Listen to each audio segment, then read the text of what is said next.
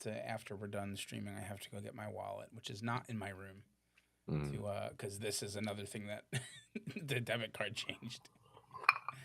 I'm like, all right, fine, Very good. you got me. Yeah. So I just like those emails have been coming up for a while. And at one point I was just like, I think Pat just doesn't check the email. So maybe I So should text him. when you texted me, I realized that when I got my new phone, Mhm. I logged I, into the Google yeah, Drive, and it but not into the never made Gmail. Gmail happen, and I Yeah. wasn't getting any So you just emails on weren't it. yeah. Okay. And I was like, huh. I figured when you just log into your Things like that Google have account, happened to yeah, me you just log before. into your Yeah. Google account and like it just works Usually. usually. So it worked with my other one, my personal Google account. Right. I logged into it. I was logged into Gmail, logged into Drive, logged into all that. So it's whatever. It's all fixed now. Yes. It wasn't hard. I mean, it was literally just like, new debit card. Whatever. That probably explains why we were seeing those messages about the thing for Sarah's after party wedding too, but not seeing any responses. And then you were like telling us about it, and we're like, "How is he seeing this? He's not answering any of the emails." Oh yeah. Yeah, that was cuz I think they copied me and the band, and I was Okay, just replying to them in gotcha. my email, not even realizing they CC'd the band email, Right. which it don't matter to me none. I forget what I was gonna say, which means it's not important, That's a or it good was the point. most important thing. I mean, who's to say which is which? I don't know. Oh man, I have to do 2,000 more steps after this. Okay. Have you partaken? No, Will I you have. partake? I I'm trying not to tonight, Okay. Duly noted. only because we don't have any of the kind that aren't bad for my throat, Gotcha. and I'm doing back-to-back gigs, and then I think I have to go record a couple songs at Mason's on Sunday. Oh, cool. Yeah, I've been helping him with Fiverr stuff, and there's Yeah, been this one yeah. He guy said who's that. been, yeah, there's been this one guy who keeps asking for more songs, which is really cool. Mm-hmm. It's an interesting thing to just like be a vocalist for something and not have a Yeah, right. creative contribution to it because I'm Yeah, not you're used to just that. a studio musician. Yeah, it's interesting, but it's cool. And Mason was like, "You can record the stuff if you want." And I'm like, "Mason, I will totally do that if you want me to do that. Please understand that your setup is so much nicer than Oh my mine." god, those mics that he's got sounded so good. Yeah, I mean, they're the SM7B and then the UA. Like he's just got such good mics, and I'm just like, Yeah, please just record me instead. yeah. Now I gotta ask, have you watched any episodes of the documentary on Stax yet? I watched the first two. And so you saw how good is that footage of Otis, man? It's so good. Ah, I think that's like the best part. the whole thing is done. At least the two episodes that I saw Hmm. are done extremely well by like talking about like the factor of race Oh yeah, and and like how all can of you that. not? How can you not? But also really still focusing on the music part of it, Hmm. which I'm Yeah. really happy about because like you could talk about Stacks and you could talk about the time period and make it like a full like race Oh, documentary. you absolutely could. And I feel like there are avenues for that, and I'm glad that this one went with like how good is this music that And was then like, also it just makes everything very yeah, clear about the context in which they're living and what they're having to 100%. deal with. It's interesting. The last episode talk it goes in depth with something I've never heard of, which would be a great topic for this show. It was a giant festival called Watt Stacks. And they Okay. rented out the Rose Bowl in like the early 70s and had like 110,000 people packed the stadium for an all day long music festival of Stax artists and like giving back to the That's so community. cool.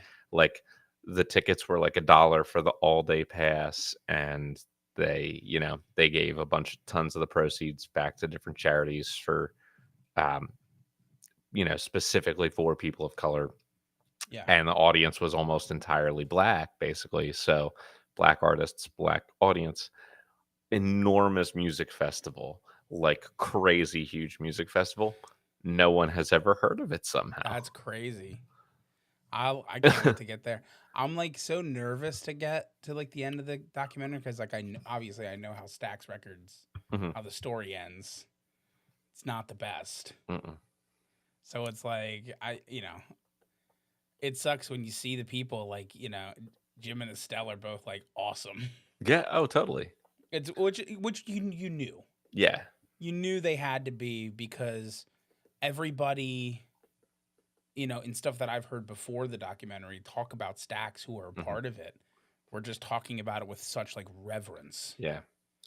and it's like And that's hard to I come by. like that they have a lot of like Isaac Hayes stuff pre Yeah, the, issues he had towards the end of his life with yeah, certain, and who knows if he was blackmailed to some extent because that's a thing that organization that he got sucked into is well known for doing. yeah. Sadly, that is But kind of the way it like happens. you really, especially by the end of the series, see how like Isaac Hayes, while definitely a very well-known name and kind of everybody knows at least a little bit about who he is, l- like so crazy important to the black community in a way that like a lot of people like us maybe didn't understand, Yeah, which is really cool. absolutely. And how I good does mean, Booker T look? Booker T looks incredible. He looks He's got to be incredible. like 80. I think he's 79. Wow. Which is, I mean, even, I mean, yeah, he's 79 now. So, like, whenever they filmed it, I mean, he Hmm. couldn't have been more than 76, Yeah, right. or he couldn't have been younger than 76. And he looks incredible for that. He does. Yeah, no, just a really good documentary. Really Yeah. excited about it. In the first episode, when they got the recording, like, I couldn't believe the live recording of them in London. Okay, yeah. How good everyone sounded, but how good Sam and Dave sounded Oh, yeah. in a live like 60s recording. Like, Totally. wow. That Because they was were really good artists. yeah. I mean, they all were incredible. Yeah. So, But good. I'm glad that you've gotten into that a little. yeah, no, I got a chance to watch a little bit of it, which was Yeah. nice. All right. Well, we're live. I think I'm ready to just go. Then let's do it. Okay. I am in 3, 2, 1.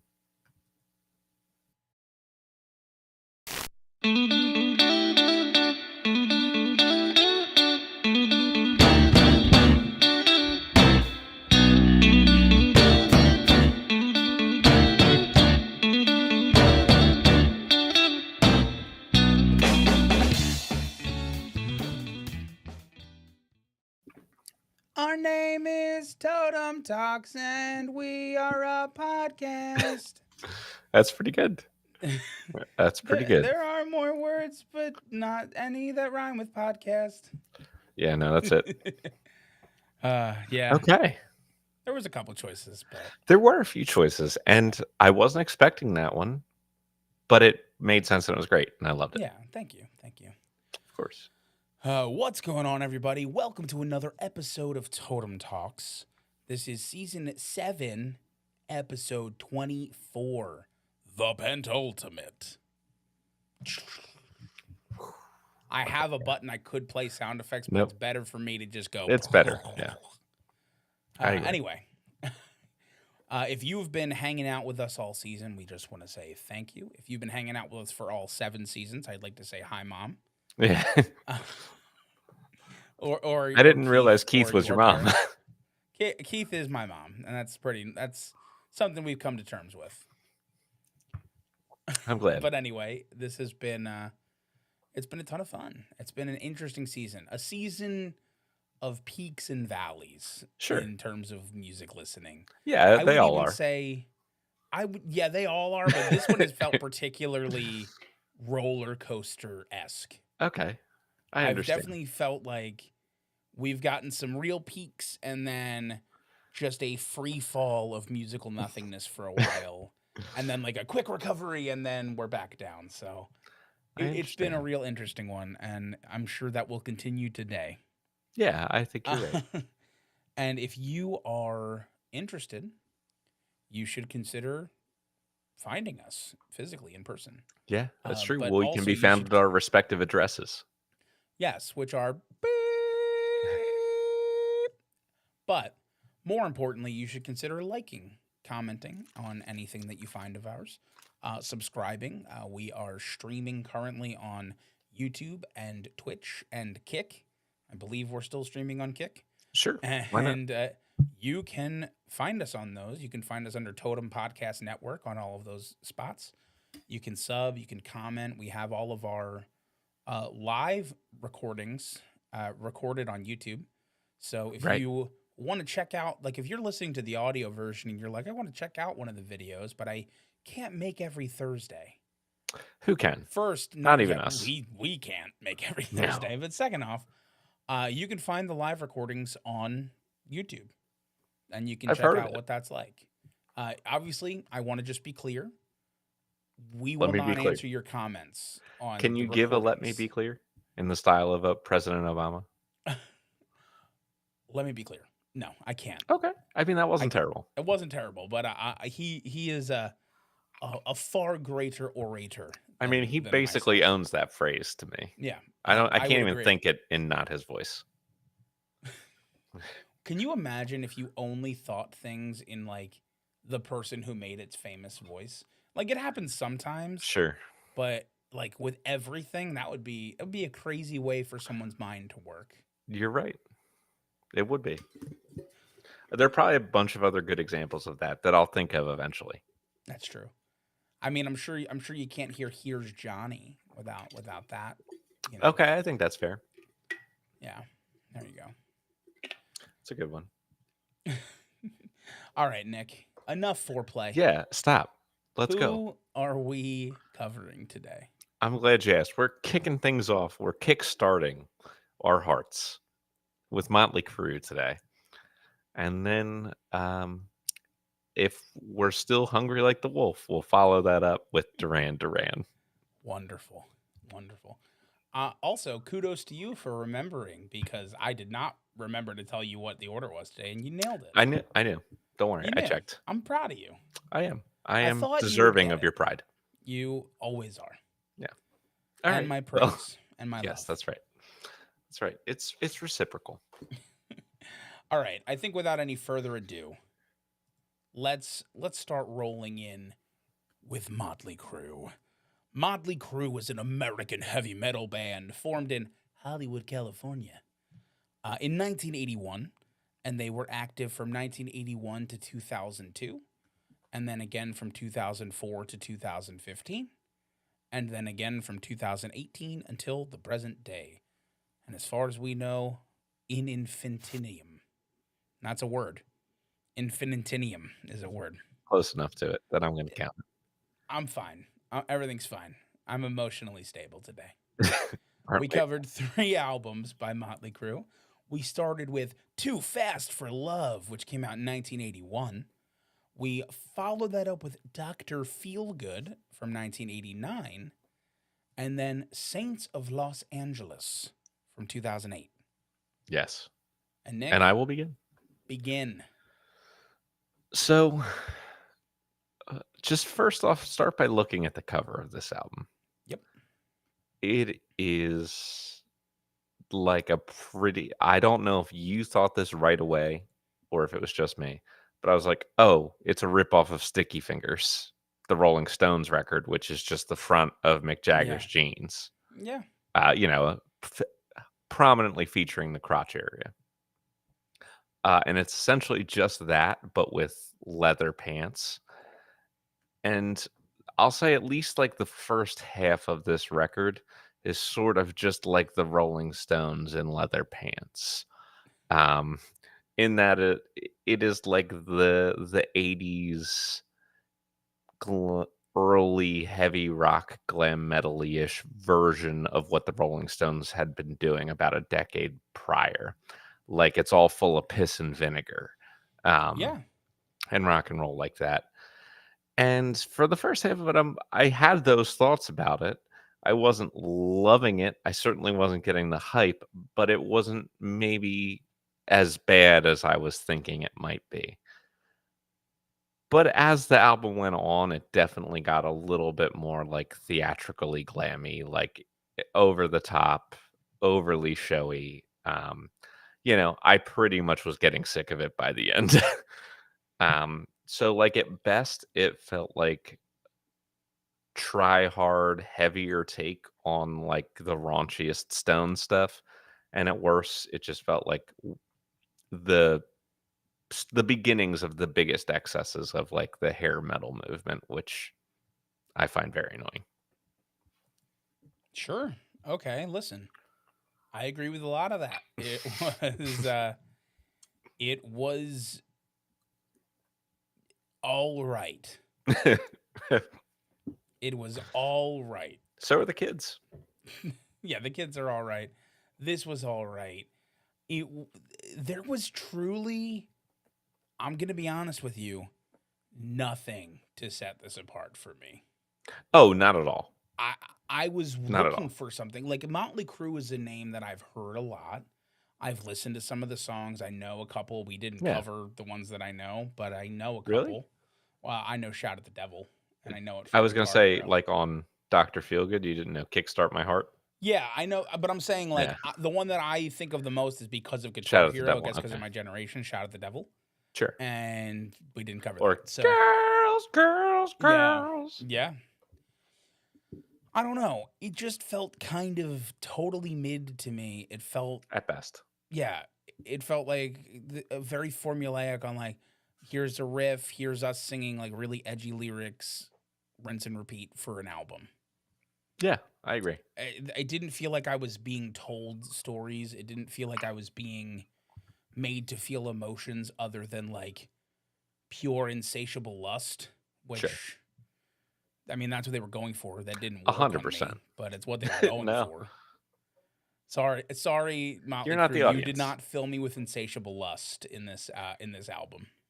Maybe someday. Maybe the next one. Who knows? I'll take us into Doctor Feel Good. And let me tell you, 8 years have passed in time. 30 seconds have passed in music because this is the same to me.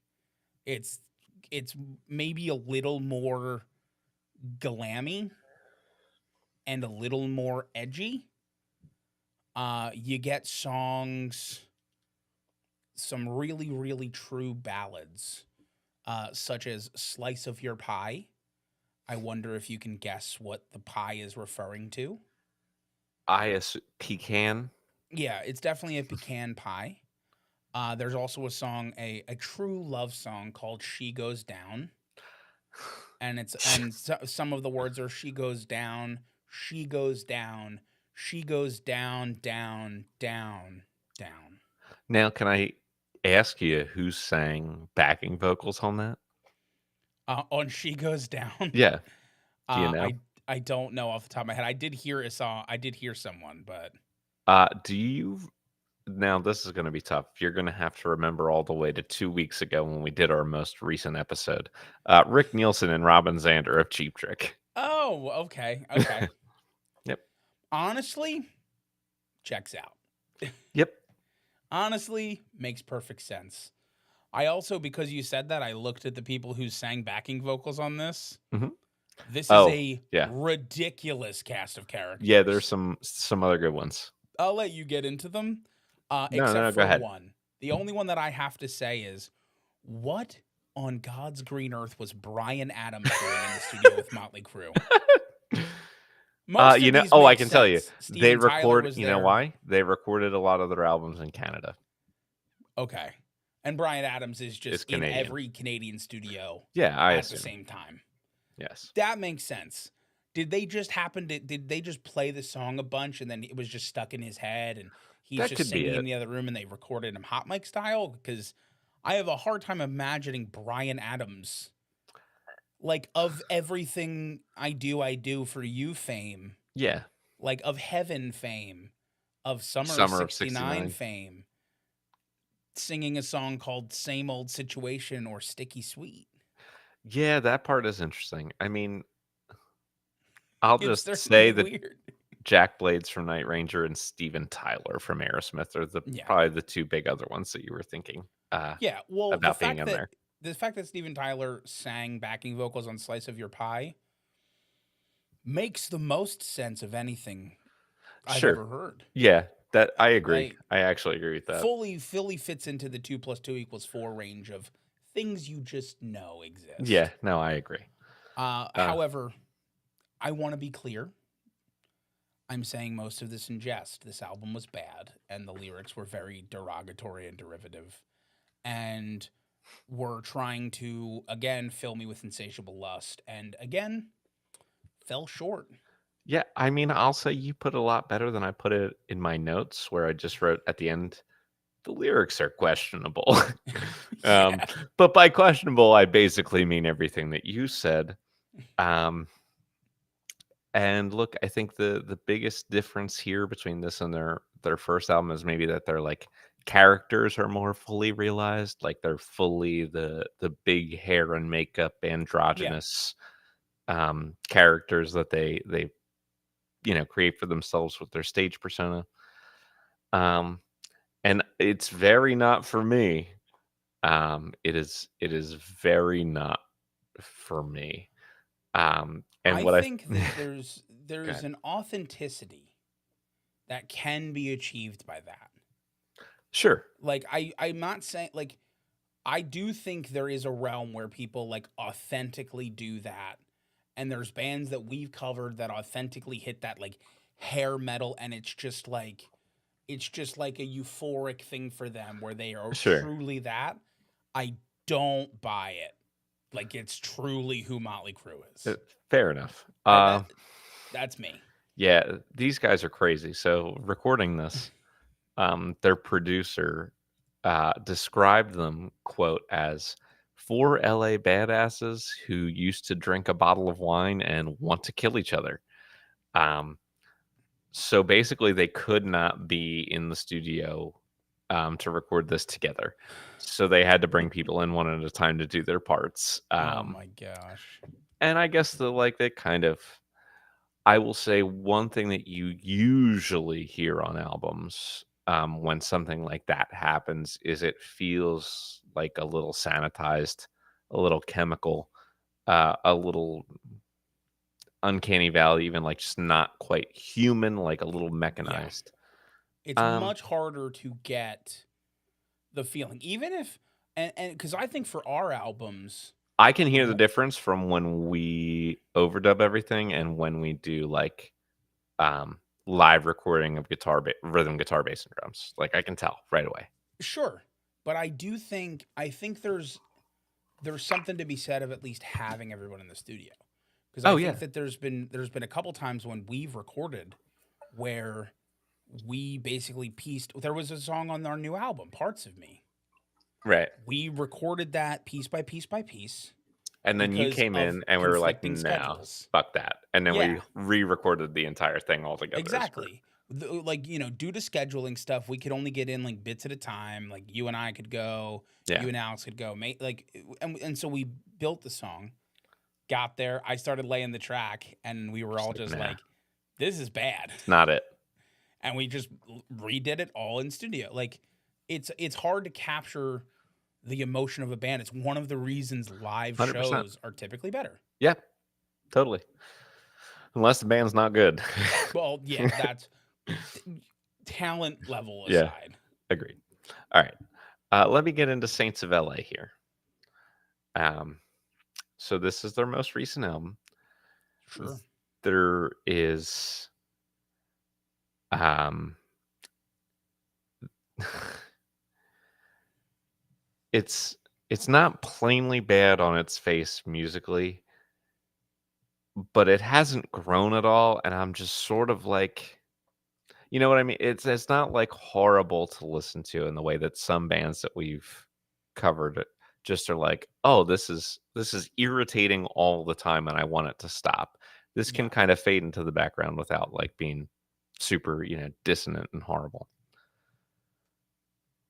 But boy, would I have loved, like, just the tiniest sign that this group of people had matured in any way or had, like, wanted to say anything at any point. And I just feel like, boy, is this a bit like, this is probably the furthest you can go, in an artistic field without having anything to say at all about anything. Um, it's just like they don't have like a single serious thought that has ever occurred to them as adult humans. And it's fun, but it's also kind of sad. Okay. I And that's mean, my take on this record. it's not a bad take. Here's what I'll say. The first the first two albums we covered in that time period felt like relatively inauthentic to me and like they were trying to Yeah, capture something. sure. This album feels to me like they know who they are and are putting out albums to sell tours. Okay, yeah. That's fully the vibe I got. This album felt like, hey, we want to go on a tour and make money on our tour. Yeah, so let's just throw Let's together. put out an album and sell that on our tour and sell that to our fans and make them come see us on tour, Yeah, that touring makes a lot of live. sense. That's fully what it felt like to me. And if you look at it, like there's a tours section of the Wikipedia on this Yeah. where they went on 2 tours to support the album. Like it's fully what it feels like to Yeah, I me. get that. And That's a good listen, connection. I'll tell you right now, I respect the business practice of it. You're a band, you want to make money, it's a way to make money. Yeah, I'm not judging Motley Crue for wanting to make money by making music. I'm putting that out there. That is firmly my opinion. I get it. sure. As an album, this is bad. Yeah, I mean, I it just it doesn't feel like like art. if you're holding it up to other like music where people have really poured their heart and soul into it, Yeah, it's gonna fall flat for that reason. for But I sure. don't begrudge anybody for making that call, but just don't expect me to like it. Yeah, right, exactly. That's all. And it's, you know, in case there's any hate out there that gets thrown at me for my use of things like audio product for a lot of pop music, please understand that I consider this the exact same thing. Oh I yeah, this is put it on absolutely right on the audio same level. product. Like the Sure, fact but that it's I done with guitars, bass, and drums might be a little bit more appealing to my ear and my personal sensibilities. yeah, But like artistically, I throw it right in kind of the same category. fully agree. And I think that, I just think that we have a tendency to come across really negatively on that, which Hmm. from the artistic standpoint of us, like we are negative on it. Yeah. But I get doing what you got Oh, to do to I make money. understand it as a business, and I Hmm. understand why people like it because a lot of people will approach music and any other art form as primarily an entertainment vehicle rather than a vehicle for art that they want to personally engage with because that's a normal thing for a human to do. Like we don't want Yeah, to necessarily engage with every single piece of art that comes in front of us, whether that be in writing or in music or in there. film or anything. Like that's Yeah, totally understandable. there's a But for reason us, that I the think we summer just blockbuster exists. There's a right. reason that the cheesy action movie tropes exist and are Yeah, it's not repeated. even bad to No, have. I don't there's a but reason that it's pretty common. I don't remember the exact BPM, but there is a very specific BPM mhm, that has been scientifically proven to sell more records because people want and you want that right, groove. And you exactly. see, and you can go on YouTube and look at overlays of that BPM, and it's just like song after song after Mhm. song, and they're all hit, hit, hit, Sure. hit, hit. It is. There's a reason the 100%. 4 chord songs Right, exist. it's all I mean, it's all algorithmic. It's Yeah. basically the human created, algorithm for finding out what works the most to sell music. And Yep. I'm sure actual AI is now doing that same exact thing and, you know, identifying exactly which characteristics to tweak I have a to send to funny songwriters at I all have the a major funny labels. AI story that I'll tell you after. Okay, fair enough. It involves some real life work stuff. So sorry, Okay, podcast can't say people, it you out. don't get to be Yeah, a part of it. But if you were watching the live show, you would. fair enough. Okay, so should I say all the stuff? Yeah, tell us more about Motley Crue. Okay, I have a couple of things, and I'm trying to think about the best way to do this. Okay. I'm gonna start, I guess, with the highlight of their career, which I actually think very seriously is something cool. And like Okay. putting aside any of the individual albums or accolades, which there's a lot of accolades and sales, they own their own masters, and that like it was a very unique thing, especially for their time. Like they've pretty much owned them for a really long time. And apparently, the way they did this was just by being a giant headache to their recording label to the point where they like dealt with them as like, we will break with you and we will let you off our label. Just take the masters if you'll also leave. Wow. And so they own the I rights to mean, all of their stuff, which is truly, great, which I root for, even though we just talked about that we didn't enjoy this group. Like, I want them to own the rights to their yeah. work. I mean, we have discussed so many times on this podcast how important it is to own your own work. Mhm. We talked about it with Taylor Swift. We've talked about it with so many artists who got completely screwed. Pretty much any Motown artist who got Oh, completely God. screwed out of so much money and their work and notoriety, all because they weren't aware of contracts and sneaky practices. And so, yeah, truly, truly kudos to Motley Crue for that. Agreed. And I'm gonna, I guess it makes the most sense to follow that up with my 6 degrees, because you're gonna Okay. see how everything else starts to run together. So there's two. One we can't avoid talking about because this is Motley Crue, and Tommy Lee was in Motley Crue, and is, I think, again, All correct. All correct. um, as the drummer, and he very famously made a tape. Of what nature this tape, I could not say. But he was in this tape with a certain actress named Pamela Anderson, who is very well known uh, for her role on a show called Baywatch that also starred one of the artists that we Yo, have covered in our Actors Who Sing I knew episode, it. David Hasselhoff. I knew you were gonna cover the Hoff, man. And I got to tell you, that is by far my least complicated 6 degrees. Oh, great. Because I could have gone with all of the artists that they like had all different interactions and toured with, and there's a bunch of different. We talked about a bunch who guested on their tracks,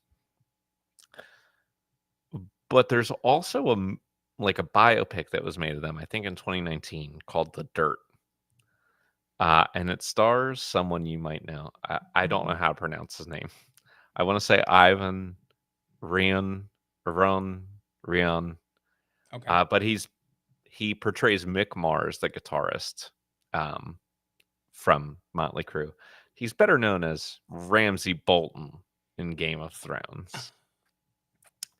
And everybody knows that Ramsay Bolton's favorite pet was Reek. Was Reek. Reek, also known as Alfie Allen, well known as the brother of singer Lily Allen, but much less well known as the third cousin of pop singer who we covered back in like season 1 or 2, Sam Smith.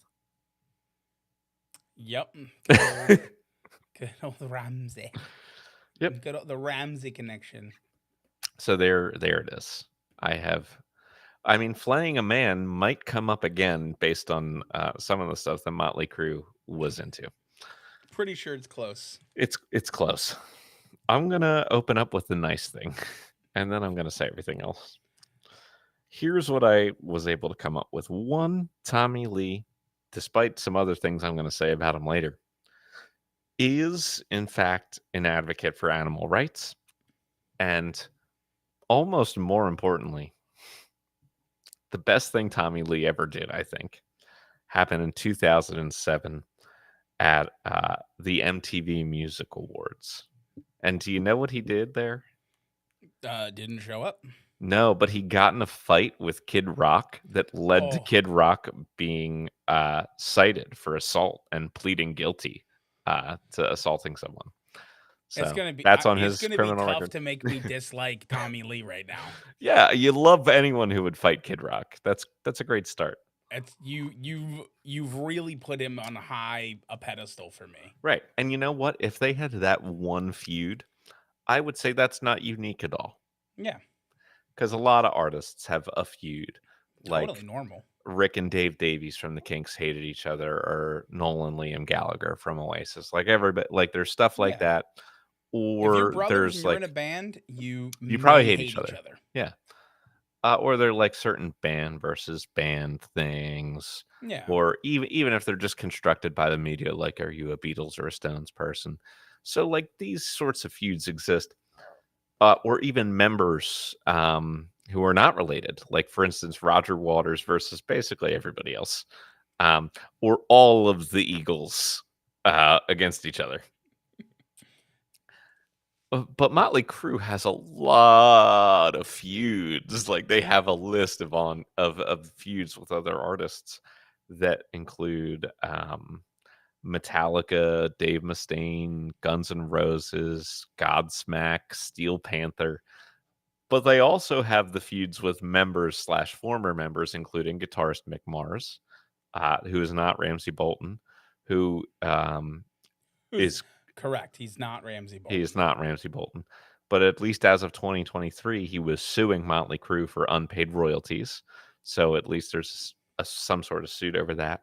And also, former member of the band John Corabi sued them back in the 90s for having his writing credits from the album he did with them removed from the album. So they've had both multiple interpersonal feuds and several feuds against other bands and artists. Sounds like four LA dudes who just want to drink a bottle of wine and beat the crap out of each Ex- other. Literally, exactly. That's what they were. So I'm just going to compile the lowlights and mean things into a list that I'm just going to tell you all this stuff, and then you figure out which is which. Okay. So on their first tour, they were arrested at the Edmonton airport for wearing their costumes with all sorts of weird stuff, which were considered weapons for some reason. Um, but also they had a suitcase full of porn magazines, and I guess that was a problem for like obscenity. I don't know.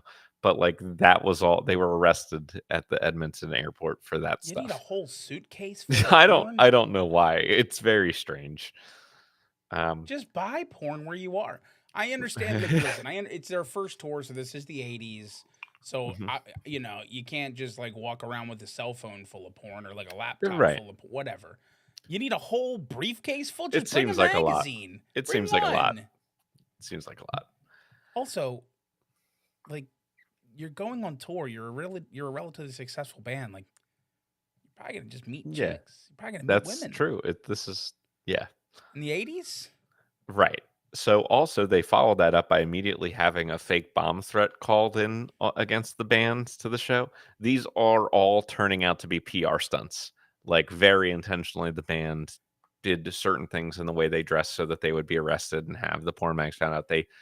They called the bomb threat, or their agent or whoever called the bomb threat in them himself to like get all this PR, which you would think would be bad, but all press is good press, I guess.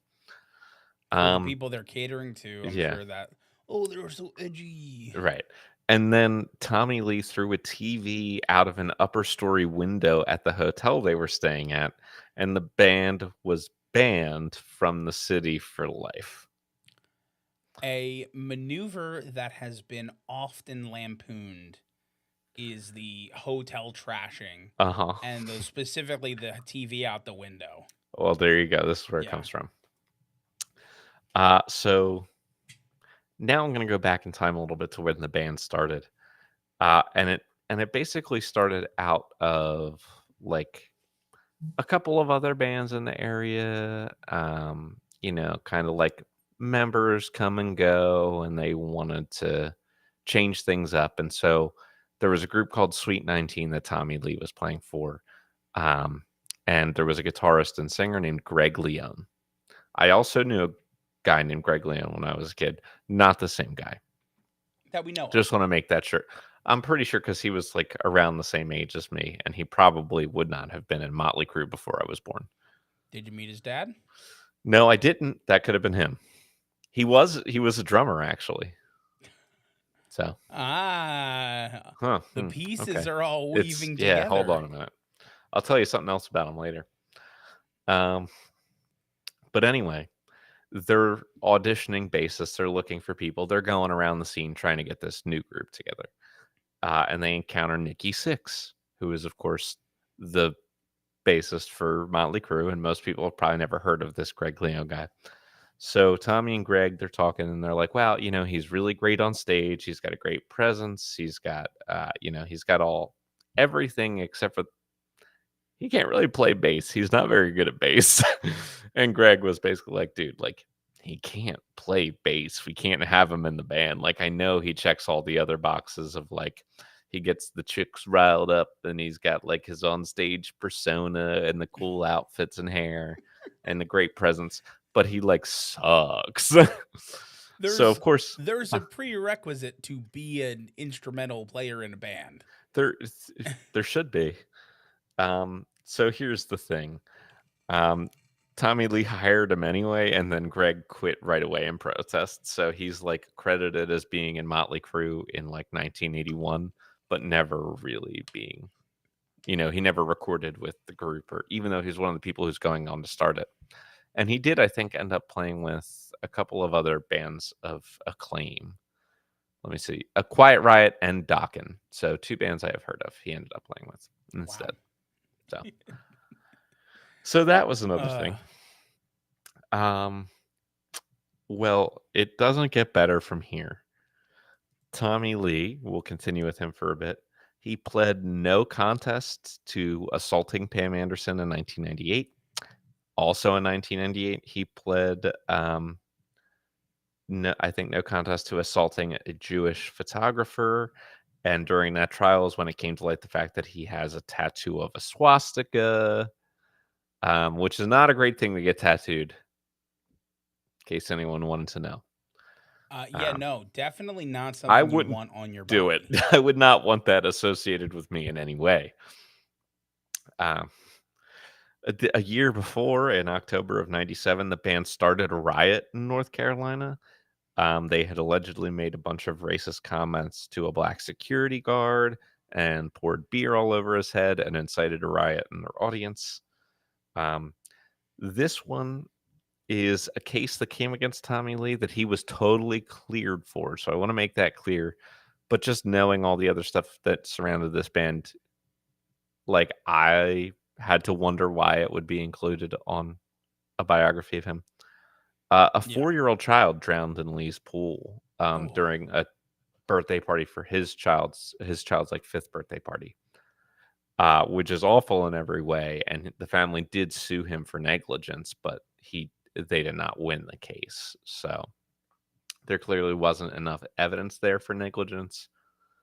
Um, but we can know that it happened and know the rest of the history around him and wonder, I guess. Um, so I'm going to go way back into the 80s now and pick on a new person. Um, this time I'm talking about Neil, Vince Neil. And he is the singer of this group.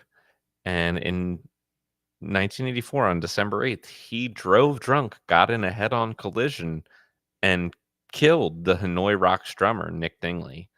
Jesus. Like he died. Neil was charged with DUI and vehicular manslaughter and spent 18 days in jail. Like he What? killed this guy and spent 18 days in jail. That's ridiculous. That's Yeah, absolutely it's ridiculous. it's not great. It is information. And Nikki Sixx himself died actually in December of 1987. He died of a heroin overdose, but was revived by a paramedic shortly thereafter, being declared clinically dead. So that is my list of lowlights and mean things. What a list. It's a list. It's a list. Hey, how about Duran Duran? Listen, I mean, Tommy Lee. What else is there to say? Yeah. I mean, kudos for one thing. Hmm. Uh, I believe everybody who's seen this certain video that you've discussed, Oh, yeah, I did mention his that. starring role with Pamela Anderson. Congrats, Tommy. Congrats on what the Lord gave you, my man. Certainly didn't give you a brain, but Jesus Christ. All right, let's talk All right. about Duran Duran. Whew. Okay, that was a lot to get through. Yeah, holy shit. Most of my You didn't page even was mention his notes about them. fucking cobra. Don't think I've seen that ever, so I didn't know. All I I know is know so about like it. I knew of the tape. I had Sure. never seen the tape. What I know is a few years ago, Tommy Lee just posted a full erect penis nude on Instagram Good for him. at like 60. And everyone was just like, Tommy Lee? What the what? Whoa, hello? And everyone That's was like, have you not seen the video? And other people were like, I'm 20. I yeah, was right. Who barely is this alive. man? I wasn't alive when the video came out. Whew. Okay. So, yeah, no, that's quite a bit. Quite a bit. Which, honestly, expected. All right. All Well, right. it can't get worse than that. Duran Duran didn't kill anybody, right? No. Whew. No confirmed murders from Duran Duran. Okay. It's manslaughter. Vehicular No, manslaughter. you're right. No confirmed vehicular manslaughters for Duran Duran. Okay. All right. Good to know. Are you ready to just jump in? I am. Let's jump. 2, 1. Duran Duran are an English pop rock band formed in Birmingham in 1978. And they were active from 1978 until today. They're just chilling, they're doing their own thing. Yeah, And they walk the mall. yeah, They're active. they're just hanging out. And we covered 3 albums. We start with, and it's the greatest thing they've done, the eponymous debut, You gotta love it. Duran Duran from 1981. Was so upset we didn't get the double shot this week, I know. but it, Maybe next it week. makes it more special when we get it. It is. It is very special. So that was Duran Duran's debut album, Duran Duran, from 1981. We followed that up with Rio from 1982. And then we wrapped things up with Danse Macabre from 2023. And it's my turn to get started. It sure is. And here's what I'll say. The first song was very surprising to me because it was not what I was expecting. This is an album from the 80s. This is from a band that is quintessentially the 80s Sure. to me. Like Duran Duran, every time I hear the noise, the music of Duran Duran, I immediately know it's the 80s. And the first 2 songs were not that. They were weirdly good. Like, Well, the first one is their biggest hit on this record by far. yes, but not a song that I'd heard before. Okay. Not a song that I heard and associated with Duran Duran, possibly. Yeah.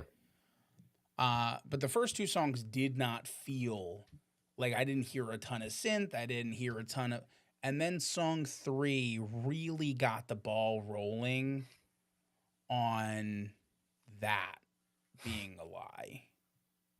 And in fact, it is the 80s. And here's some synth, and here's the new wave sound. And I mean, what else is there really to say? Like, they're not doing it bad. In fact, I would argue they're doing it relatively well. It's just a style of music that feels so inauthentic to me at times. And I understand that a lot of it, more so than other music, I think the 80s loses a lot of credibility because the emotions are harder to interact with. It doesn't feel as timeless. Okay. Yeah. I think other other genres and other decades of music, even though you can kind of really pinpoint, like, I know you and I can hear a song and get, like, oh, this is the 70s, Hmm. this is the 80s, this is the 90s, this, like, we're pretty good at that. Maybe not every song, but most songs. But I think with the 80s, for some reason, they're just harder for me to interact with on an emotional level.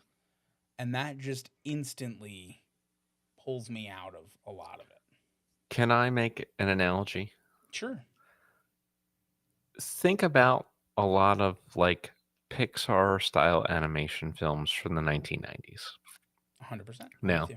there's a lot of those movies that are good. There's a lot of those movies that are nostalgic. A lot of those movies that a lot of people enjoy just to this day. Yeah.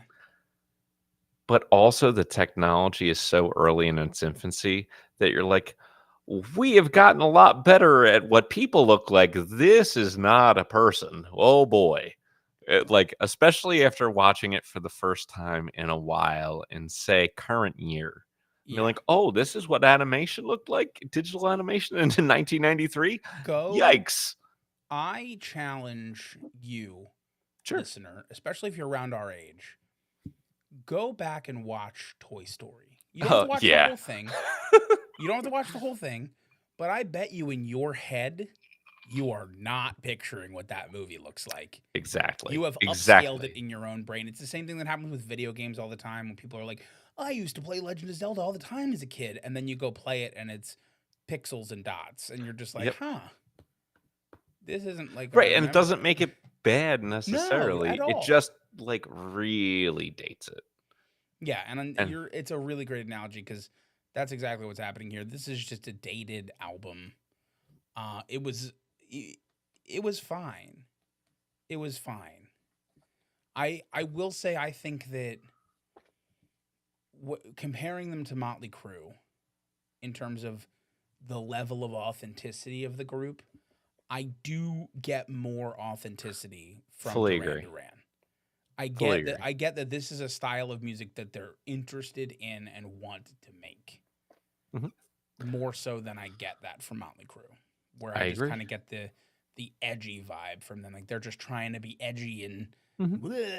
and that's my comparison. I agree, but I have some positive things to say about this band based on the first Cool. record.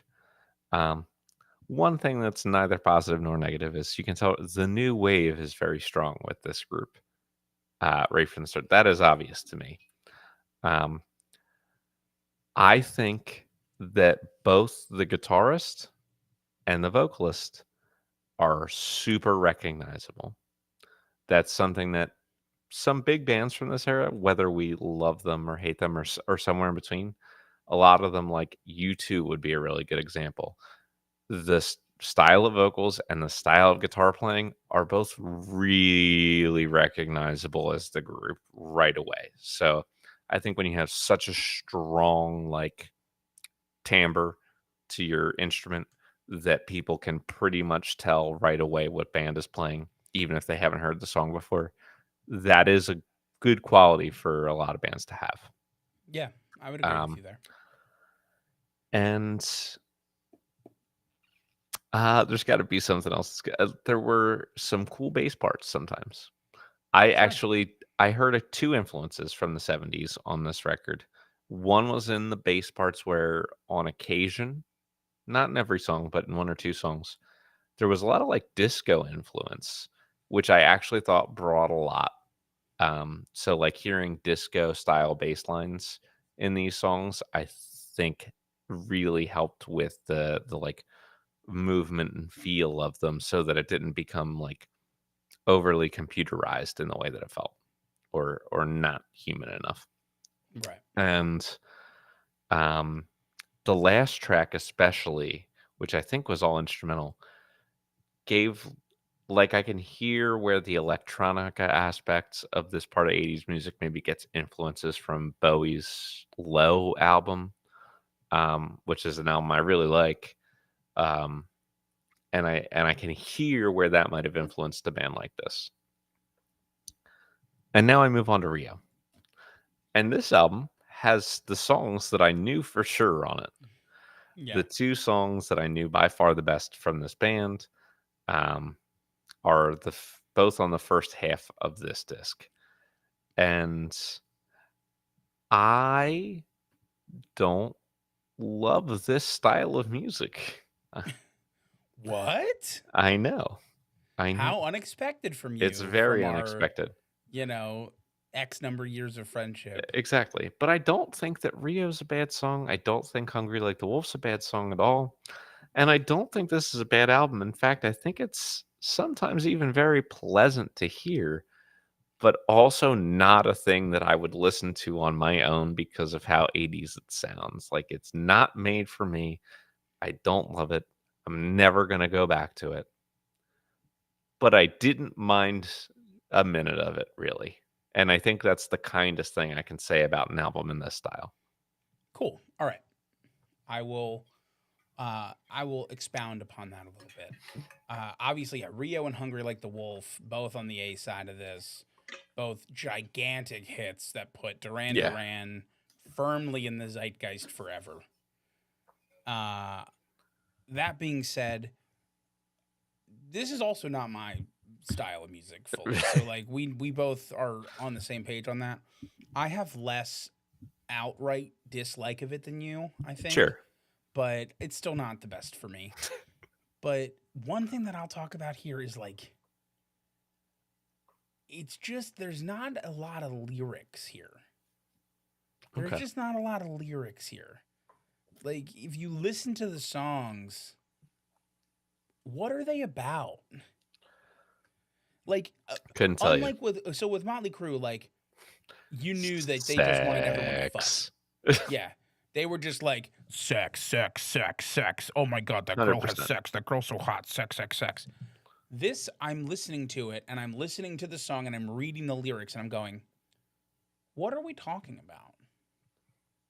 Like I get it. Rio is a girl named Rio who I guess so, dances yeah. in the sand along the Rio Grande. So what? Okay, cool. Okay, Hungry Like the Wolf. Or what are we talking about? And I just got that. Like I literally was just listening to the lyrics. I'm like, I don't understand what you're saying. Like, are you telling Yeah. me a story? Are you trying to make me feel an emotion?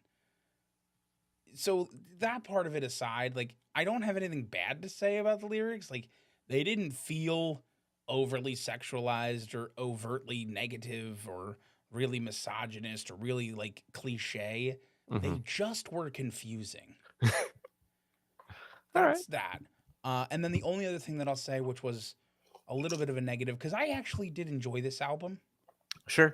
for the 80s. I mean, similar to you, like it was Yeah. pleasant. I listened to the whole Yeah. thing and was like Didn't mind vibing a it at little all. bit, but I'm probably not Yeah. going to go back to it. Exactly. I did notice multiple songs on the B side that were like really playing around with the Hungry Like a Wolf and Rio riff, which already are very similar to the point where you can very easily mash up Yeah. Rio and Hungry Like the That's Wolf a great together. point. People do, it exists, and it's just the same. You can just easily make Her those songs name is one song. Rio, and she is hungry like the wolf. Yeah, Right. I Like totally it hear it. just exists. And a lot of their other songs also played on those similar riffs in this album, particularly. Yeah. Which, all right. I mean, maybe not a full 40 plus minute album of that, please. Yeah. It is what it is. Okay. Moving on to Dance Macabre. And Oh of boy. course, basically, we had one that came out in 1981, one that came out in 1982. This one clearly came out in 1983. One, two, three punch. We're right into it. Wait, no. I'm reading I that get this it. came out in 2023. You were close. You had one of the numbers right. And I'll tell you what. No, it didn't. No, it didn't. You have lied. Somebody's lying. Uh, here's what I'll tell you. This album sounds so similar. It has so much of that iconic 80s synth pop sound still. The voices are like, Simon Le Bon's voice is just a little lower. Yeah, but it's him. but It's it's definitely the him. same guy. It's the same guy. It's the same style of music. I don't hear any difference. The only thing that happened on this album that I was very interested in is there's a couple covers that I was like, huh, Yup. interesting to hear Duran Duran do Uh-huh. Psycho Killer. Yep. Interesting to hear Duran Duran That's do Paint It Black. I feel like Psycho Killer in terms of like the new wave movement is the one that like was closest to making sense for me. Yeah, I agree. It was just interesting to hear him do it, to Yeah. hear them do it. Like, I have no problem with it. And again, this is an album where I didn't dislike it. Mm-hmm. I didn't dislike it. I'll tell you right now, you know what I could go forever without hearing again though? Go on. It's Duran Duran covering Billie Eilish. That did happen. That happened on this album. I didn't realize it until now, but They it did covered happen. Bury a Friend by Billie Eilish, and I was so confused. I was That is not the one that confused me the most, but I'll get to that. well for me because like we did Billie Eilish. We did. I enjoyed Billie Eilish. Like against my will, Sure. honestly. I wasn't expecting to like Billie Eilish, and I Mhm. liked Billie Eilish. And I hear the song like playing, and I'm like, I know this song. Why do I know a song from a 2023 Duran Duran? Because this is earlier on when they had not yet been doing cover. It was original. This was Yeah. the first Mhm. cover. And I'm like, why do I recognize this song? And I look at the title and I'm like, are you shitting me? What are we doing? So, and I'm sure you have more to say. I do. Those are my opinions. Yeah, so a lot of my opinions come from the covers as well. But one song that was an original that I was really grooving to was called Black Moonlight. And then Yeah. I just realized that the reason for that is because Nile Rodgers, Nile guitarist Rodgers from is on it. Chic, was playing on that. I'm like, oh, that's probably why it was so funky. That's probably why I liked it so much. Yeah. But what the fuck was that Rolling Stones cover, man? Dude, I I mean, know. Paint It Black was bizarre. It was It was not really right. weird. It was not right. I did not enjoy it. It was And then right very afterwards was the cover where I was like, maybe, where they like did a sort of semi-original take on Super Freak by Rick James. Oh yeah, yeah. And I was almost like, maybe they can do this. This isn't like the decade is right at least. And we really like Rick James on this podcast, as we have covered him before, and his music was very good. His Personal life personal life aside, not good. musically, we praised him on this show. Yes, Yes, For me though, again, I'll say because we clown Kid Rock, we do. and we Fuck clown that guy, Jerry though. Lee Lewis. Hate that guy. Genuinely. Your music can only redeem you so far in my eyes. And yes, Rick James's music was good, but he straight up kidnapped someone. Yeah, it's not and good. We don't condone that. And we no. don't. So just that's a great I point. like to keep it fair here. Sure, just like the lead vocalist of Motley Crue, is responsible for the death of another person with vehicular manslaughter. So we'll talk about that again, I'm sure, at some point. Yeah. that might affect the final scores. Right. But yeah, so I mean, they were creative with the sound on some of these covers. And that's my final word. That's great. I'll tell you what. For the Psycho Killer one. Yeah. Listen, it is not a secret, and you know this, and everybody who has talked to me knows this. I do not like David Byrne's voice. No, it's a weird one. It's a weird one. I've been told it's an acquired taste. Understandable. I've told them back like, hey, I've listened to Haven't acquired multiple albums by them, and I don't like them. I'm not a Talking Heads fan. I know. The music we've discussed. The music is all right, but David Byrne's voice is so grating to me. Sure, yeah. It's like if a Chainsaw was the lead singer of the Beatles, I probably wouldn't like them as much either. Yeah, I Although it would be creative. It would be unique. It would be creative. All right. That all being said, that cover was the best one on the album for me. Yeah, understandable. But I'll take us into some facts about Duran Duran. And here's the thing. I'll start off with an interesting one. This group, I almost said Motley Crue. Motley Duran. Duran Duran, at the height of their fame in the 1980s, is the only band that we've covered that I can think of that has a board game.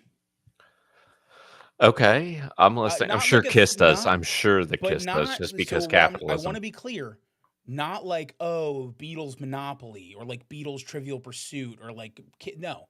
This is a board game that is called Arena, with a title that is drawn directly from their live album from 1984. It was designed for 2 to 4 players. You collect video cards and band member cards and accumulate points that way. Like, Okay. this is a game, a board game that is fully band themed, not a covering of another game. Because Yeah.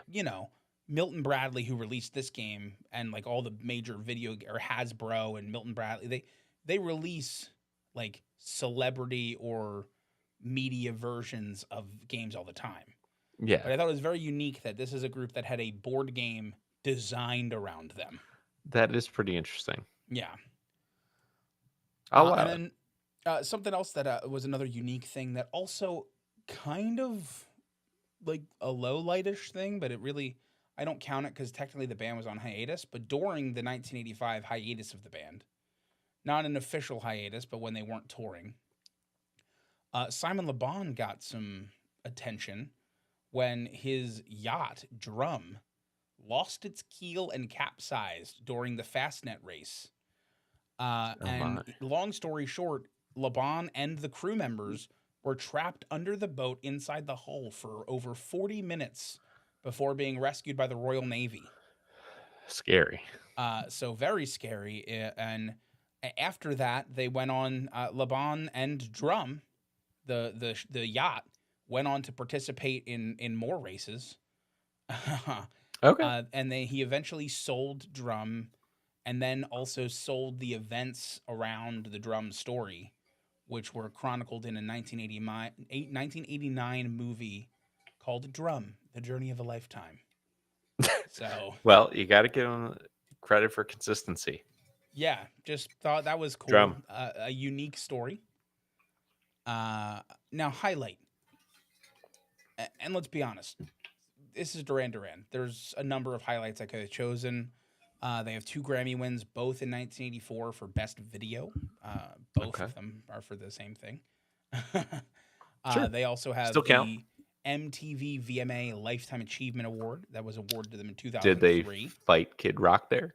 They did not fight Kid Rock, according to my records. Mm. They also have a star in Hollywood Walk of Fame from 1993. However, I think the one that takes the cake, in 2022, they were inducted into the Rock and Roll Hall of Fame. Yes. Seems like a highlight to me. I would agree. It is the seminal achievement of most rock bands to be put in the Rock and Roll Hall of Fame. Sure. I am going to go right to the nicest because I also have kind of meanest and low light taped together here. I understand. And this, so there was a couple examples that I found of varying degrees of credibility of charity events that the band has done. It seems like they do a lot of events and like concerts and benefit things. Right. And do they start riots at them? Not that I'm aware of. Okay. Just want to be clear. But one of the ones that I wanted to highlight here is they held during one of their tours, their most recent tour in 2023, they held a benefit concert for cancer research and prostate cancer research because their former guitarist, Andy Taylor, was diagnosed with stage 4 prostate cancer and was unable to attend the induction into the Rock and Roll Hall of Fame in 2022 because of the diagnosis. Right. So he's still living, but it is an incurable thing that is, it's eventually terminal. Right. But so very sad for that. But The nicest part of that is like the band immediately came out and said like it's the right thing to do. Like we're gonna have a benefit for this. Like we're gonna raise money for research towards it. Like doing the right thing there. Lowlights and meanest all kind of melded into one soup here. So low light, we have Simon Le Bon injured his vocal cords in 2011, was unable to finish a 2011 tour. Uh, I included this one because of the quote that he put. All right. His quote that he remarked in regards to his injury, I'm trying to be philosophical. Okay. Thank That's goodness. the whole quote. I don't Oh, know why that was the quote that was attributed to this why did you moment. cancel the tour based on your I don't. measly little vocal cord injury? I don't Well, I'm know. trying to be philosophical. So, um, in 1994, uh, in 1994, Andy Taylor sought treatment for alcohol and substance abuse. So that's another low light, but he has remained sober since that time. Um, and in 2018, this is the one that's kind of, this is an alleged report. In 2018, Simon Le Bon was accused by a therapist named Shireen Hariri of sexual assault, uh, where she worked at a record store called The Warehouse, WHERE House. And he responded to that. So she claimed that happened in 1995. He responded via the social media pages of the band, denying the allegation and saying in part, I've always been one who can admit to my mistakes and apologize for my failings, but I cannot apologize for something I did not do. Okay. So it is an alleged thing that doesn't appear from my research. I couldn't see like a lawsuit or criminal charges or anything like that, but it is Just out definitely there. a mark on any potential thing there that could have happened. Hmm. Just throwing that out there. And then I have 2 6 degrees of totem talks here. First 6 degrees, which is the one that uh, feels a little more normal. And that was that Andy Taylor, as we mentioned a few times throughout this already, longtime guitarist for Duran Duran, also was on 2 albums by our good friend Rod Stewart. Ah, very good. So a good old Rod the Bod Stewart. However, there was another one that I thought was interesting. So there was a 2007 album called Red Carpet Massacre Okay. that came out. This is a Duran Duran album, so it's their 12th studio album.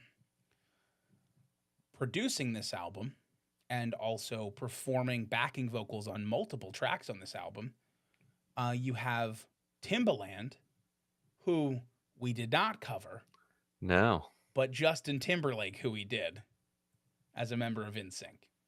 Yes. Yes. In fact, we have. So Justin Timberlake contributed. I mean, he's involved with additional lyrics on this album, backing vocals. He's a producer on this album. JT has got his hands in this Duran Duran album, and I just thought that was Okay. funny. I'll take it. Two things I wouldn't have pictured going together would be JT and Duran Duran, and yet we live in a world where that's a thing. Okay. Very good. So those are my 6 degrees, and that is all I got on I love Duran it. Duran. So I guess let's start with some cultural impact points here. Let's do it. And look, these bands are going to do well. They are famous. They are both They household are. names. They were both selling platinum records every single time they put out anything for a really solid stretch. They both have multiple songs that have stuck around. Um, Duran Duran has the floor of the Hall of Fame that Yep. Motley Crue doesn't, but I don't know that I would say Duran Duran has been like more popular and the zeitgeist are more successful. I think they're both just like pretty I close to would. equally out there. In fact, I would say I knew more Motley Crue songs going into this. Okay, that's fair. I think that they're close, They're and I close. think that there's a couple things that tip the scales for Duran Duran. I Okay. think the floor of the Rock and Roll Hall of Fame, the induction, I think that's part of it. That adds credibility to them. That adds a legacy to them. The Motley Crue has not yet achieved that, and in fact, multiple members of Motley Crue have said like, we will either never get in or we'll all be dead before we get in, Okay. and that's probably accurate. Fair enough. Um, and the other thing that I think is more Duran Duran music is used in popular media than I think Motley Crue stuff. Motley Crue with that like edgier sound and like more, glam metal sound isn't really being utilized as much. Like I've heard Hungry Like the Wolf probably more often in movies or TV shows than I've heard the song as a song. Okay. And that's something that I think tips the scale here. We're looking at two higher scores, Yeah, but for I sure. think those are the reasons I would give Duran Duran the edge here. Okay, it can't be by more than like point 0.1 or point 0.2 because I just feel like Motley Crue is just like such the epitome of 80's glam rock. Like if you had to put a Sure. face on it with a band, they would be one of the first one or two you thought of. They are like very much that 80's rock band stereotype. I don't know if they'd be They one or had two, huge but hits. They had, you know. that's fair. So, I'm with you. I mean, I put both bands maybe in like the low sevens. Yeah, I'd be fine with like a 7.4 and a 7.2. Done. All right, so we're moving on to breadth of work. Motley Crue has 9 albums, which starts them off at a 5.5. They have sold 100 million records, so that's going to move them up to at least a solid 6.5. Yeah. And then we can do what we please from there. And I'm going to take away point 0.3. And Nick, a 0.3 for me as well, sir. You got it. Thank you. Thank you. I don't think we need to expound on that anymore. We Nope. were pretty clear in our initial review. And I don't want anyone to think that, despite what I said earlier um, about the problems of Tommy Lee and some other members of the band, I don't want anyone to think that I was taking points off because Vince Neil was arrested in 2002 for punching a record producer in a nightclub parking lot. And I don't want anyone to think it's because he was arrested after assaulting a sex worker at the Moonlight Bunny Ranch in 2003. And I don't want anyone to think it was for his December 2004 arrest warrant for misdemeanor assault. And I don't want anyone to think it is for his 2007 DUI or his 2010 DUI, nor his 2011 battery and disorderly conduct after an altercation with his ex girlfriend. And I definitely don't want anyone to think it was in 2016 when he was charged with misdemeanor battery and assault of a woman outside the Aria Resort and Casino that led me to take away point 0.3. Cool. Thank you for None clearing of that up. those things were the reason why I No, took it was those strictly points the away. music. All of those Exactly. reasons are why he might get added to the fuck that guy list. I would agree. I mean, it's a prestigious list. Not many Yeah, people are on that list of ours. that's true. So Okay. Duran, Duran Duran, they start with a 16, 6.1. 16 studio albums. And they've also sold over 100 million records. So I'm gonna have to give them a 7.1 to start. And I am I'm trying to be pragmatic here. I enjoyed some. It's not stuff I'll listen to again. Mm-hmm. I'm going to take away 0.1. And that's all I'm gonna take away as well. Yeah. Mostly for Painted Black. Yeah, the covers, the weird covers on the other one, on the last album, and also the sheer confusion some of the lyrics left me feeling. I understand. Are giving me that vibe. So a 6.9, I think, is what we ended Okay. on there. Okay. So then we get an instrumental talent. And I don't think we were bereft of it this week, but I'm also not like crazy high on it. I think No. Motley Crue has more showy guitar work by virtue of what they do. They have Yes. probably a little bit more showy vocal work, even. Like Simon Le Bon has a very like recognizable voice, but I don't think he does the theatrics that Vince Neil does in performance. So I think the answer is Motley Crue's a little bit above average and Duran Duran is closer to But the average. But Nikki we Sixx couldn't but play Nikki bass. Six can't play bass, and we have a confirmed story saying that.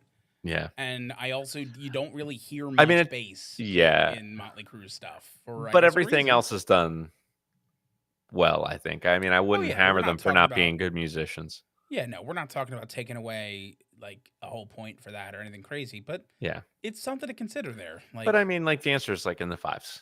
Vince yeah, Neil I can think the answer sing for despite the both of fact them that are he is fives, responsible for a man's death and has committed all these assaults and done all the. which Imagine makes like me killing someone because you had a DUI and then just continuing to get DUIs. like I just can't understand.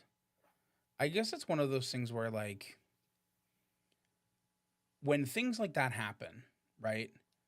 With like Vince Neil and like those things like it truly makes me really thankful for the support system that I have in my life Sure. because I firmly believe that I would be like strapped down into a chair and forced into a rehab if I were to appear to get to that level by my friends and family.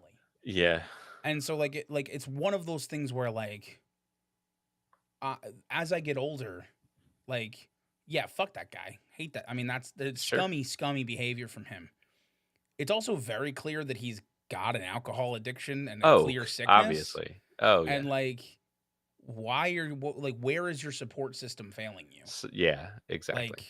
Like, that's like that bothers me on a level. And Like it I've should. dealt with, I've dealt with people in my life that have had addictions, Hmm.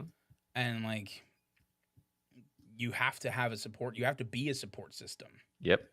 So, but yeah, also like don't don't get But DUIs and kill people. you can't be getting behind a Don't drink and vehicle drive. when you're drunk or It's high not on hard. anything. Like You can't do it. You just it's can't do not it. There's hard to no do. excuse Don't drink ever. and drive. Can't do it. It's a level of responsibility that you as an adult have to have. Yep. Don't drink if you don't have a way to get home, Pretty or basic. like just don't do it. Yep. All right. Where were we? We were gonna give Musical like a five instrumental talent. something. Yeah, let's give like a 5-3 and a 5-1 Okie day. because everything you said about Duran Duran's true. Simon Le Bon's voice, okay, very distinguishable. The music is relatively normal, Right. no complaints, a little bit above average. Yeah. All right. I mean, here's the thing for Motley Crue. Yeah, We've been over this about a million times. All the songs feel like fake, not particularly heartfelt. They feel formulaic, but yeah, they are one of those groups that when you think about who was it that came up with this formula and popularized it, have to be brought into the discussion. sure. So you can't kill them for that because what they were doing was a thing that they were part of the popularization of. I But I All of can't what give you're them saying are much. true facts. I can't do. I can max out at 5 is what I'm saying. Okay, cool. Don't worry, we're not getting there. Okay. Don't worry, I'm not arguing a 5 for them. Okay, very Because good. here's what it boils down to: it feels heartless. It feels heartless, and I can respect the business decision of it all. I don't fault them for It that, worked. but I certainly don't. I It certainly worked. It won't was tell you that successful. it's full of heart and you know guts. It's just full of let's make money and let's be Yeah. edgy, and all the promo bullshit that went into it as well is all about that. Yeah. So I don't believe you. Nope. That's just what it is. I don't believe you. How about a And 4.5? a 4.5 is generous, but okay. Duran. I I have similar feelings. I understand. Although I will say that I think I mentioned this in the review. There's more authenticity here, I agree. and I think that's a big part of it. It helps them And not get as hurt by the sameness of a lot of it. yes, it helps them get hurt less, exactly. I think this is a group where we're also dealing with, they're right in the forefront of the 80s new wave, Hmm. development. They are clearly one of the most famous bands from the 80s, Hmm. as we've discussed. They One both of. are. They both are, for sure. What number are you leaning here? Are you still capping out at a 5 here? Just about. I think a 5 would be fine. Okay. I think a 5 works. I think this is what you would expect, right? Yeah, I don't think Duran Duran did anything other than meet the expectations we had for them here. and that's And I totally think fair. that's super average. Now, Poetic. Can you talk me down from a 10 for Motley Crue? I will talk you. Because I've already got the 10 on the spreadsheet if you want Cool. Can I talk you a full 8 points down? to. You can probably get pretty close. Because I think their lyrics are god awful. They're not good. So like, let's talk about one of their most popular songs. Okay. Girls, girls, girls. Repetition That's the is something that chorus. the ear enjoys. Yes, but not something that the lyricist enjoys. Okay, So you I have a see where you're song coming called from. Girl, like it's super derivative, it's super misogynistic and overly sexual. There's not a single song about love. There's a song That's true. about women's genitals, there's a song about women performing oral sex. There's a song that's just about girls. There's multiple songs in those veins to promote feelings of lust and sin and all that stuff. I sound like a biblical preacher, and that's not what I'm Yeah. going for. They're promoting lust and sin, but Oh, it never felt authentic to me. It always felt like you're pushing an image and you're just singing about like the basest things, and not like in a way where like we're singing about the base desires of humanity. It's just like, nah, we're just singing to make people bone. And that's just what it felt like. It felt super phoned in all the way sure. through. And I would give it a 2. You got it. How do And you the feel 2 about is Duran Duran? because they rhymed That's most true. of the time. Duran Duran, I feel like, doesn't have those same problems of like singing completely inauthentic nonsense to get people to bone, and it didn't feel like crappy like that. But on the flip side, it was meandering nonsense most of the time. There was no story, there was no emotions, there was no making me feel a way. It was just catchy rhythms in catchy, guitar licks Sure. and synth licks to make music. It's a style, but not a It style that's going is. to score them really well here. And the score that I would lean here is a 4. And you shall Still receive it. significantly below average lyrically. Is there X Factor here? I feel like we've said a lot of X Factor adjacent stuff, but it's really just played into cultural impact. Do you I have would a agree. I mean, I don't think either of these bands are credited as the progenitors of their genre. sure? I think they're They're both people who maybe put the genre more on the map, but I don't think they yeah, were the they founding definitely did do members. that. So I'm hesitant to give a Okay. an X factor here, unless we want to give an X factor for Simon Le Bon's yacht accident. Which is interesting. It's an interesting fact. But I'm gonna say no. That's fair. And I'm gonna give you the final scores. I'm ready. So winning this week, we have Duran Duran with a 28.4. Okay.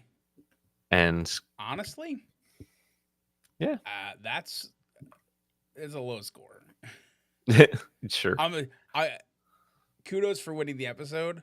I would a band that I recognize with a name as popular as Duran Mhm. Duran didn't break 30, and I fully agree with it. But it's definitely a little Yeah. surprising to hear. Well, can you believe that Motley Crue didn't break 25? They got a 24.9.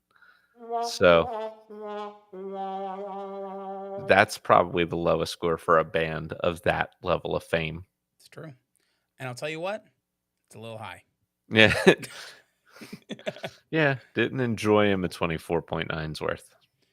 Yeah, well, that's fine. A lot of that is like a lot of the scoring on a band that we just straight up don't like, but like have to recognize stuff Yeah, on is like we have to do our jobs. We have to be as fair as exactly. we can be, That's right. even when the music sucked. Yeah, we have to be true to our intention here to the Right. best of our ability. And that's finding the greatest musical artist of all time. And now, That's right. Nick, I didn't ask you in the beginning. I'm going to ask you That's now. true. Did we find the greatest musical artist of all time today? Now, unless a lot of the other scores change after the fact, no. It's a great point. But It's a great point. maybe next week. And next week, we're going to have special guest host Steve Harvey on. Okay. As Wow. we will be ending the season with a family feud. So if he doesn't make it, that would stink. But as for right now, we definitely have Steve Harvey booked for the finale. Fully booked. It is confirmed he will be Totally here. confirmed. Guaranteed. He straight up Teeth, would never mustache, cancel on us. all of it, the whole thing. Yeah, he would never cancel on us. We're two of his closest friends. That's definitely right. Pat is both of his closest friends. Yeah. And I am an acquaintance. All right, listen. That's going to be it. Thank you for tuning in. Thank you for all the love you've given us over the years and continue to give. And please do me personally a favor. Don't listen to the albums we listened to this week. It's not worth it. It's not bad, but it's not worth it. There are plenty of better albums. Go listen to Lake Street Dive. I love those guys. I love those guys too. That's my recommendation for you. If you want to do what I'm about to tell you, you go listen to Lake Street Dive and you have a great day.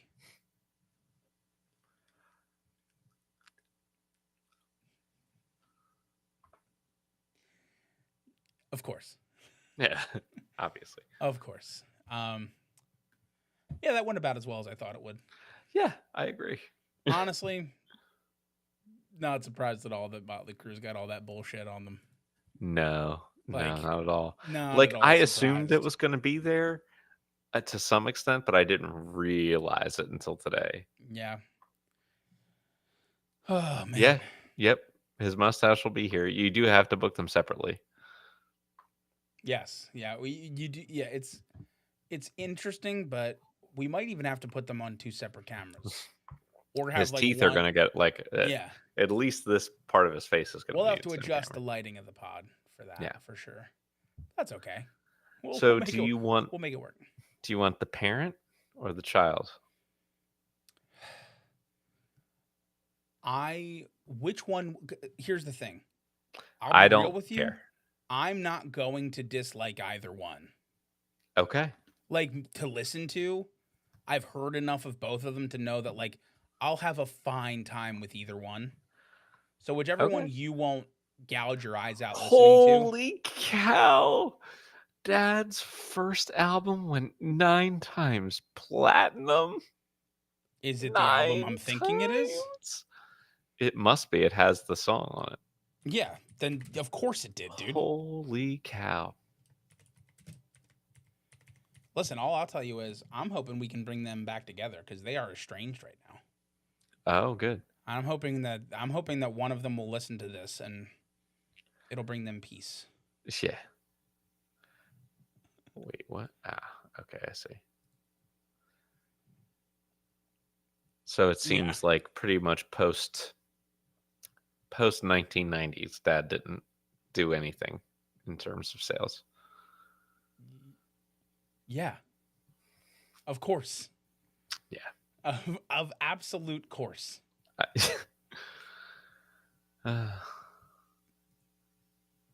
So I mean, Okay. I don't know which genre will feel better for you to listen to in a research capacity. It doesn't matter too much. I mean, I could take Dad if you want. There's probably a lot of fun stuff on Child. Yeah, I'll do that. That's fine. Okay. There's probably some fun stuff on Dad. That's true. So let me tell you this.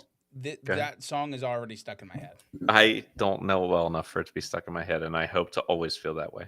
Good luck. Good luck after I listening to it know. this week. I know. Oh, so the fact that I didn't mention on the podcast, the Greg Leone that I knew had 2 buttholes. I never confirmed this personally, but it was like the first thing he would say to everyone he met. What? Like only one of them was like it was like a, you know, like a genetic mishap. Like sometimes people are born with like an extra finger or whatever else. Yeah. He had 2 buttholes. And that's what like if you met him, he'd be like, "Hi, my name's Greg. I have 2 buttholes."